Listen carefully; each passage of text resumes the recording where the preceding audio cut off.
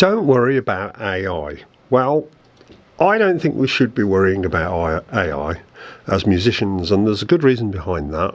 Well, there's multiple reasons behind that.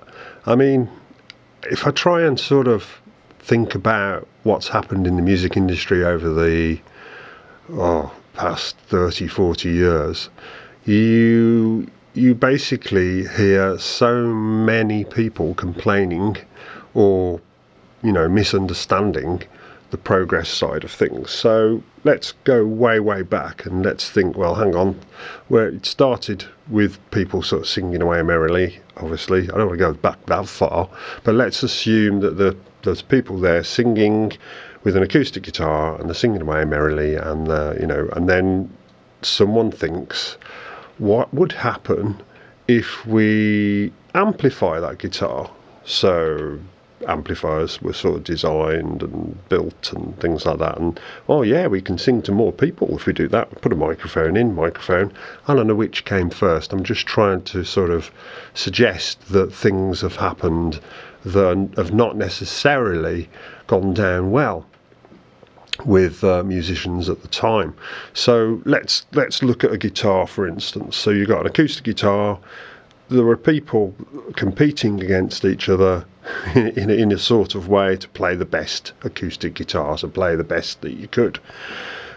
And then someone decided to create an electric guitar.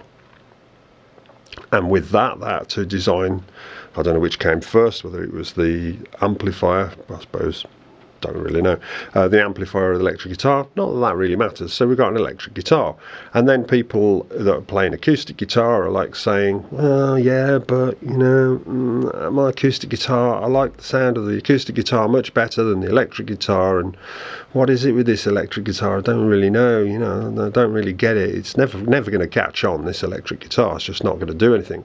So then people that could play guitar quite well took up the electric guitar and made it, and basically worked out what you could do with it. Wow, we can make this sort of sound. Isn't this good? And then someone invented a spring reverb, which is basically something. It's basically a spring in a box with a sort of a microphone at one end, pickup at one end, listening to what's happening, and it creates like a little bit of a milli delay, and then you get a different sound, and people go, oh yeah, but no, I don't really like playing with that. No, I prefer a nice clean sound of guitar. Clean sound of guitar? Hang on, what's this? What about if we distort? What is distortion? Hang on, let's turn this button here. Wow, if I turn this button, everything goes all fuzzy, and wow, that's really good. I like that sound. And then so you get people thinking, okay, so I'm not very good on acoustic guitar. What's this electric guitar type thing? Okay, let's pick this up. Wow, I can play 4 chords and fuzz, so it all melds in together, and it doesn't matter how I'm playing it particularly, not really. It just makes this great fuzzy sort of strange sound. I'll call myself status quo, and I'll play 4 chords for every song that I do. But we can sing, we'll sing, that's okay, but we can't, really that great on the electric guitar, but that's fine, doesn't matter, we've got fuzz, Obviously this isn't the timeline that it happened, but basically things have been invented, people have backlashed on the invention, and then some people have taken them up. Now, yes, you've always find that some inventions are taken up by not very talented people, and it makes them sound better than they actually really are. So equate that to AI, and that's what I'm trying to say. So then we move on to other things, like, let's say, for instance, good old Beethoven's playing his piano. He's playing a piano, right, okay, and that's all he uses, and then he transfers that piano to an orchestra.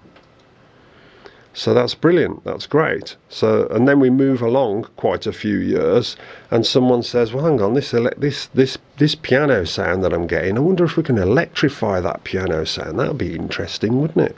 So they make something called sort of a Mark 1, as it were, which is, it's got like piano bits in it, and it sounds a bit piano-y, but it's an electric piano. So there's like little microphones or little sensors or whatever it is, microphones. Don't quote me on the technology on the side of it.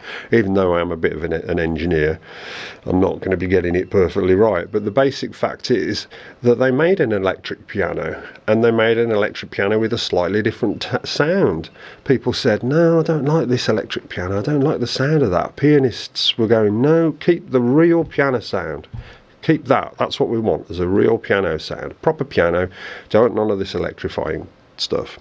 And so the Rhodes piano evolved, and everybody was using it, you know. Even the Beatles started using it.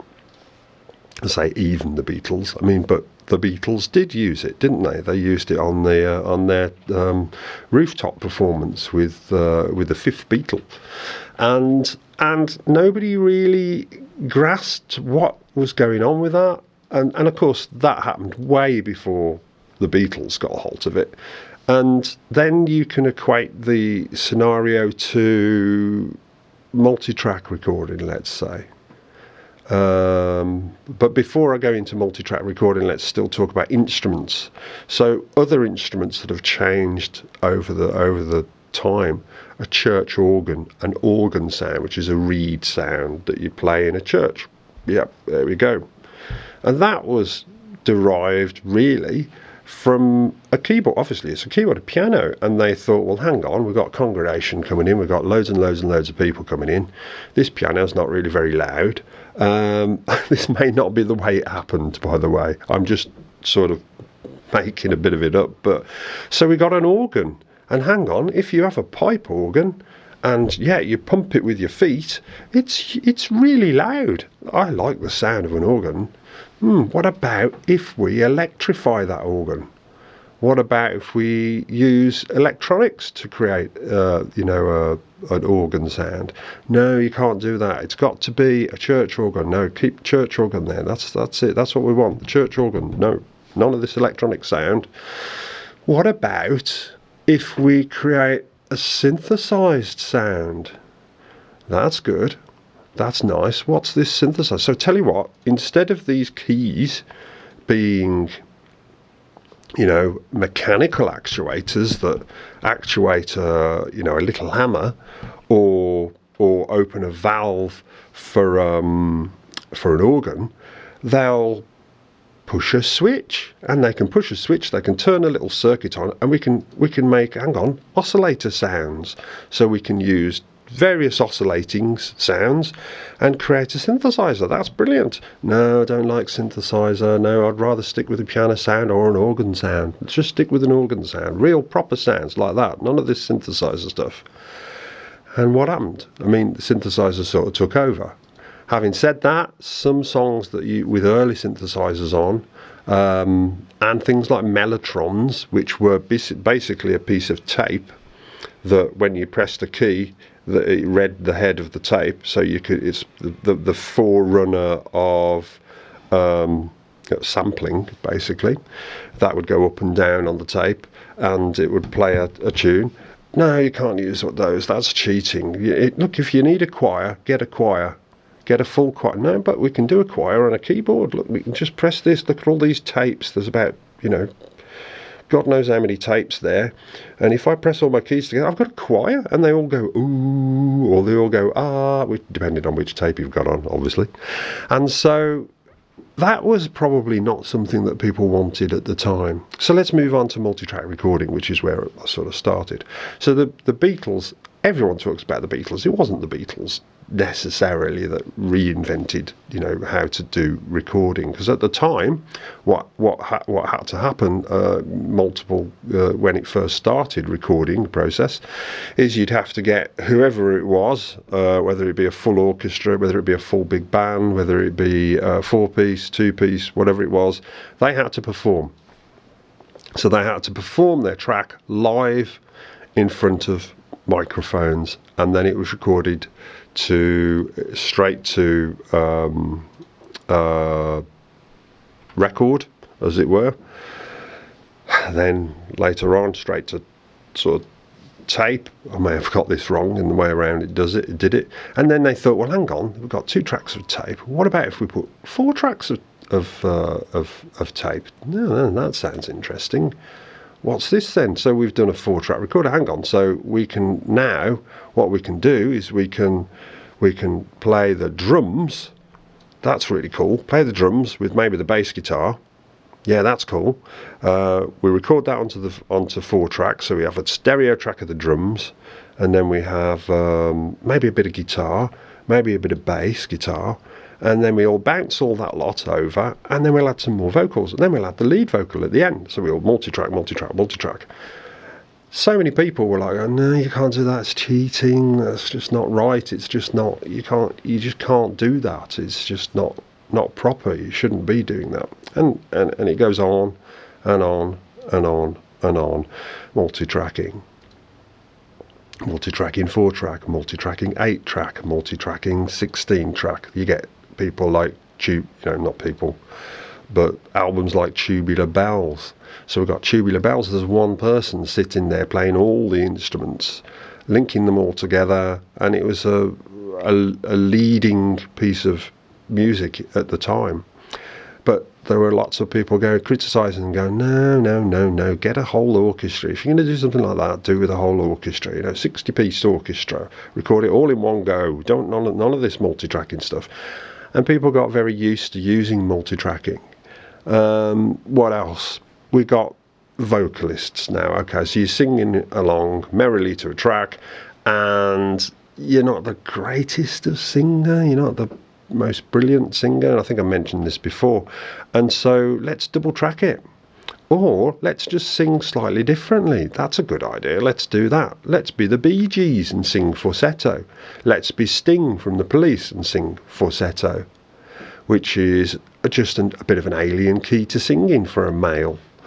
And people hated it at first, but it was so different. It then took off, like Police and, as I said, the Bee Gees, it all took off.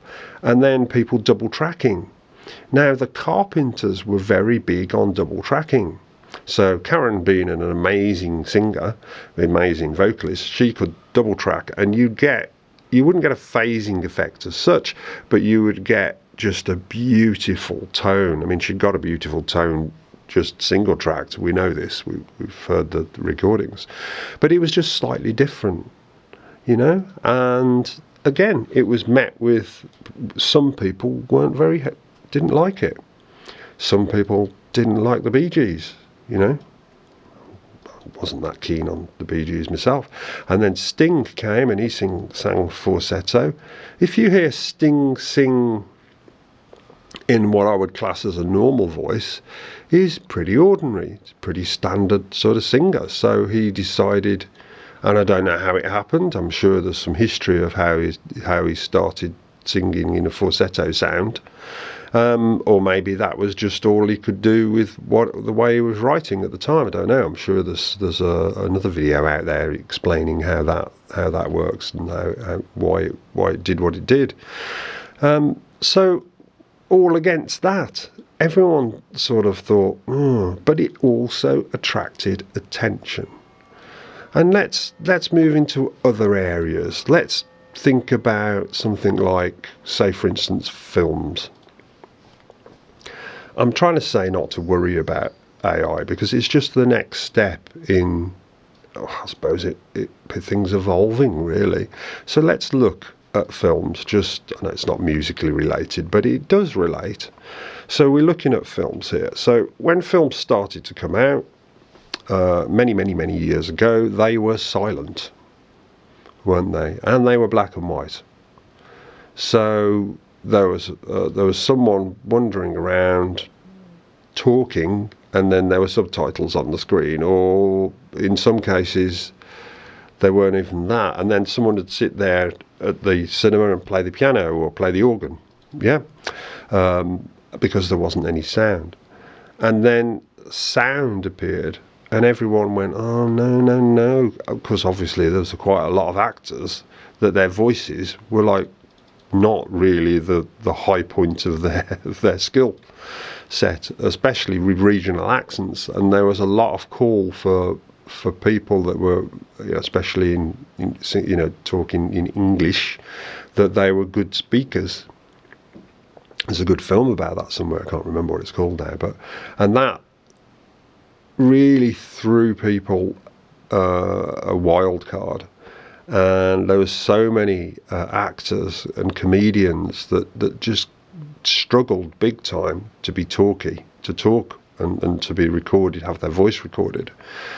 And that really messed the sort of cinema community around, and it actually made lots more people go and watch. So it had a big bonus as well. So it grew, and then silent movies, don't want silent movies anymore. Why would you want a silent movie when you can hear somebody actually talking? And then they started adding music to it as well, and they started doing musicals. And then this newfangled thing come colour. No, what happens to all the black and white films? So people had just been recording loads and loads of films in the previous year in black and white. And then Technicolor comes along and they create movies in colour, and all the black and white ones, oh, I'm not going to see that one, that's black and white, I don't want that one, that's not very good, we won't be watching that one, it's all colour.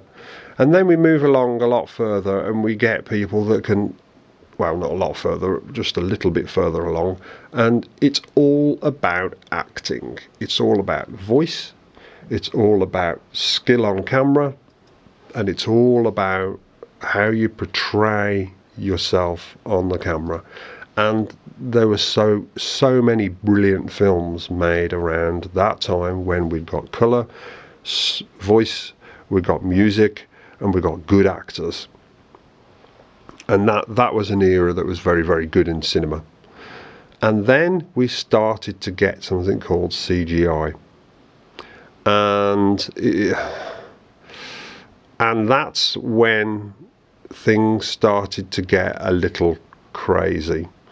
And there was your real cinema goers going, no, CGI is absolute load of rubbish, that's terrible, that is. And actually the early CGI really wasn't that great. It just really wasn't. And some people tried it, and then you get further along and further along and further along, and CGI gets really starts to get really good.